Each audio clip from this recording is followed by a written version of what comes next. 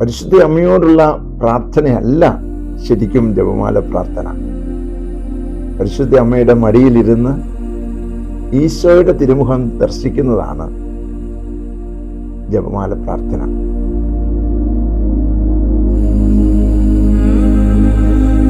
ഓരോ രഹസ്യങ്ങളും എടുത്തു നോക്കൂ. ഈശോയെ കണ്ടെത്തണം, ഈശോ നേടിത്തന്ന സൗഖ്യം അനുഭവിക്കണം. അതിന് അമ്മയോട് ചേർന്നിരുന്ന് പ്രാർത്ഥിക്കുകയാണ് നമ്മൾ.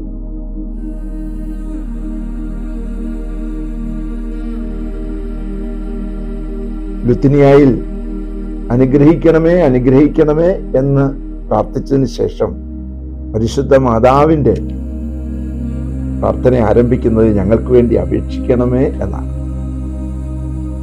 നമുക്ക് തെറ്റായ ചില ചിന്തകൾ നമ്മൾ രൂപപ്പെട്ടിട്ടുണ്ട്. എന്നാൽ ഒരിക്കലും പരിശുദ്ധ അമ്മ അത് ആഗ്രഹിക്കുന്നില്ല, വിശുദ്ധന്മാരും അത് ആഗ്രഹിക്കുന്നില്ല.